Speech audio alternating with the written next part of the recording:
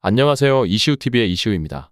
해당 분석은 초안 분석이며 최종 분석과 픽은 하단 댓글에 있는 링크로 문의 주시면 방입장 도와드리도록 하겠습니다. 방입장은 무료로 진행되며 절대 금전적인 요구를 일체하지 않습니다. 이번 분석은 승부식 82회차 국내 축구 총 4경기 분석 진행해 보겠습니다. 대전은 현재 엔트리 구성에서 심각한 문제를 겪고 있습니다. 특히 공격적인 선수들의 대거 이탈로 인해 공격력 부족이라는 불명예를 얻은 상태입니다. 박정희과 천성훈 같은 새로 영입된 선수들이 바로 선발로 나올 정도로 상황이 급박합니다. 3-4-3 포메이션에서 3백이 미드필더에게 공을 전달하는 과정에서 답답한 장면이 자주 나타납니다. 광주전에서 2대1로 승리했을 때는 포백으로 전환한 후 더 나은 모습을 보였지만 황선홍 감독은 여전히 3백을 고집하고 있습니다. 팀 분위기는 최악입니다. 수비적으로 최하위 탈출을 시도했으나 서울에게 1대5로 대패하면서 모든 노력이 물거품이 되었습니다. 이후 클럽에서 전북 선수들이 목격되는 등 분위기는 더욱 하락하고 있습니다. 결론적으로 이번 경기는 대전과 전북 모두 여러 가지 문제를 안고 있으며 특히 수비와 공격에서 불안정한 모습을 보이고 있습니다. 두 팀 모두 최하위 탈출을 위해 노력하고 있지만 현재 상태로는 한 골 싸움에서의 승리를 기대하기 어렵습니다. 언더 양상의 무승부 가능성이 높으며 대전과 전북 모두 수비적인 경기를 펼칠 것입니다. 그러나 후반 막바지에 집중력이 떨어지는 경향이 있어 예상치 못한 실점이 나올 수 있다는 점도 고려해야 합니다. 강원은 광주를 상대로 경기를 치를 때 상대적으로 약한 모습을 보여왔습니다. 강원은 전반적으로 공격적인 압박과 적극적인 플레이 스타일을 고수하는 팀입니다. 그러나 이러한 전술은 오히려 광주와의 경기에서 약점으로 작용할 때가 많습니다. 광주는 상대의 압박을 유도한 후 전진하는 스타일을 선호하기 때문에 강원의 공격적인 접근 방식은 광주에게 많은 기회를 제공하게 됩니다. 강원은 양민혁과 야고의 이탈을 보완하기 위해 이상원을 중심으로 하는 제로톱 전술을 준비하고 있습니다. 그러나 올 시즌에도 2골을 기록했음에도 불구하고 광주에게 2대4로 패했던 경험이 있어 이러한 전술이 효과를 발휘할지는 미지수입니다.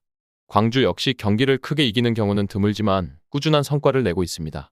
허율이 센터백으로 전환한 이후 공격 마무리 능력에서 다소 아쉬움을 보이고 있지만 전반적인 팀플레이는 유기적이고 조직적입니다.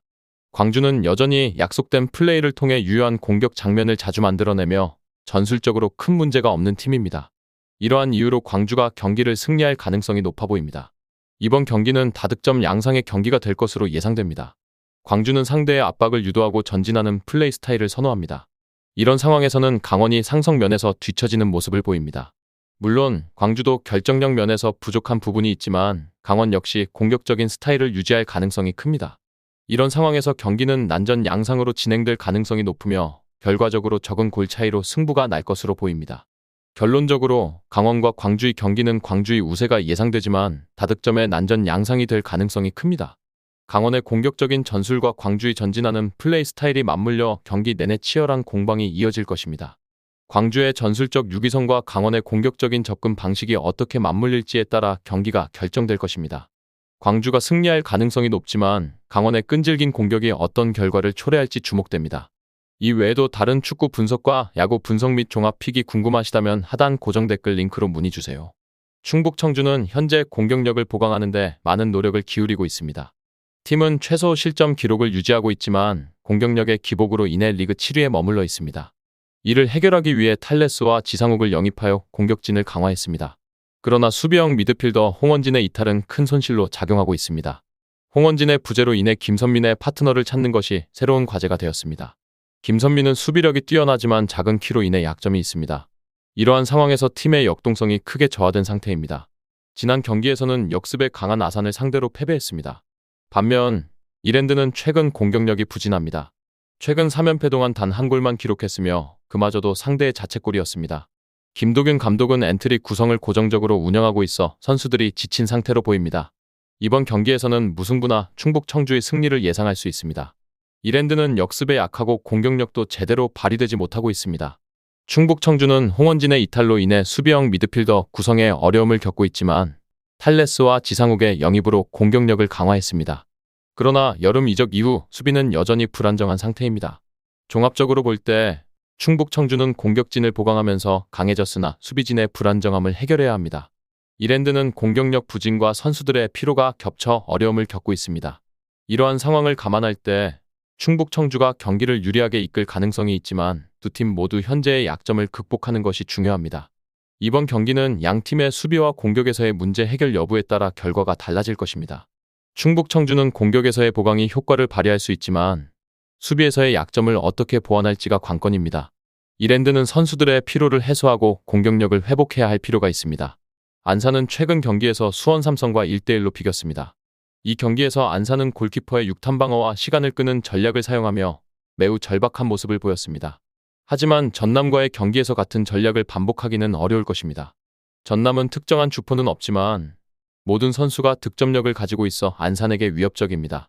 실제로 안산은 전남을 상대로 5골, 7골을 내주며 크게 패한 적이 여러 번 있습니다. 현재 전남은 K리그 2부에서 최다 득점을 기록하고 있으며 최근 8골을 각각 다른 선수가 기록했습니다. 이는 전남의 다양한 선수들이 골을 넣는 능력이 뛰어나다는 것을 의미합니다. 전남은 높은 라인을 유지하며 공격적으로 경기를 운영하는 팀입니다. 이러한 특성 때문에 다득점 경기가 자주 나오지만 실점 가능성도 높습니다. 그러나 팬들은 전남의 강력한 공격력 덕분에 큰 불만은 없습니다. 이번 경기에서도 오버와 전남의 승리를 기대해 볼 수 있습니다. 전남은 높은 라인을 유지하며 몰아치는 경기를 펼칠 가능성이 큽니다. 이로 인해 실점 위험은 있지만 다양한 선수들이 득점을 기록하는 긍정적인 요소가 있습니다. 종합적으로 안산이 전남을 상대로 수비적으로 나서는 전략이 통하기는 어렵습니다. 전남은 강한 공격력으로 경기를 주도할 가능성이 높으며 실점하더라도 다득점으로 경기를 승리로 이끌 수 있는 잠재력이 있습니다. 이번 경기는 전남의 승리와 많은 득점이 예상되는 경기입니다. 끝으로 정확한 배당 변동에 따른 실시간 추적과 최종 예측은 배팅 마감 직전까지 이루어져야 합니다. 위 부분을 참고하는 배팅이 아닌 더 근시적인 결과는 배당률 흐름의 변화 및 경기 시작 전 결장자 정보에 따라 변동될 수 있습니다. 함께 배팅으로 더 효율적인 승률을 만들고자 만들어낸 채널입니다. 모든 경기를 영상에 담아내기엔 한계가 있습니다. 이외 다른 경기들의 정보와 결과 예측 및 더 많은 도움이 필요하시다면 분석방으로 언제든지 연락주세요. 최선을 다해 보이겠습니다.